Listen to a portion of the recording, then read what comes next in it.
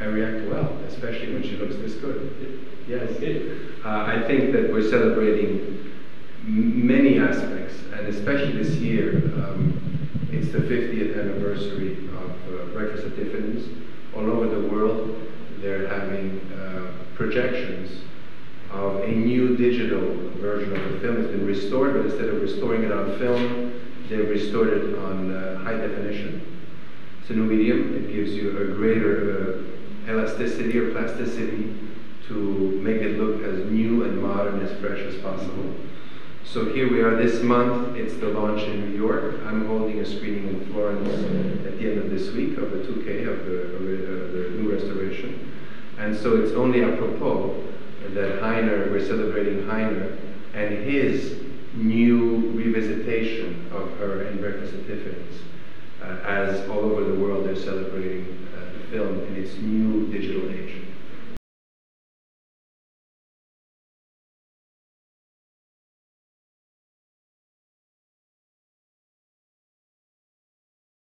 Well, what's interesting is a film is little pieces, little moments, little pieces of time, as my friend Peter Bogdanovich uses the phrase very often, and quoting famous Hollywood director from the Golden Era, Howard Hawks. But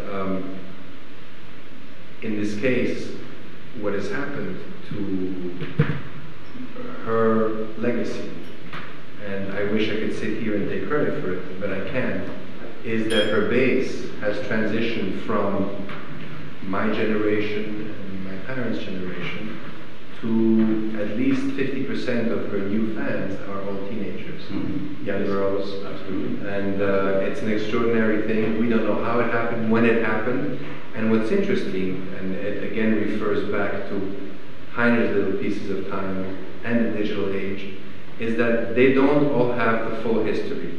Some people know her as a fashion icon, but they maybe don't even know the films. Others know the film, but don't know the humanitarian work. Others only know the humanitarian work. Others only know the trench coat and the sunglasses. So what's interesting is that it's been, in a way, discomposed.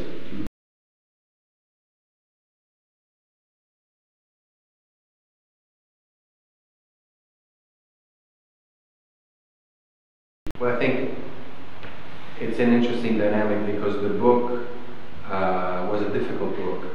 It treaded on some very dangerous ground.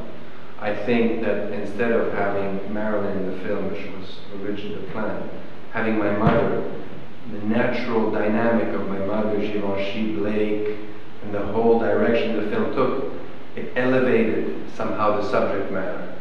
And I'm not trying to compare the medium of film to literature, but it elevated the subject and made it universal. And it really is the first time that we see a modern woman, and I think she's as modern today as she was then, going to the city by herself.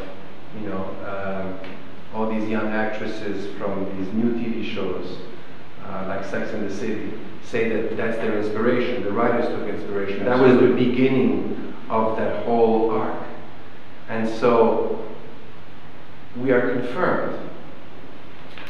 They are confirmed in their beliefs when you see this transition to young people who choose her instinctively rather than historically.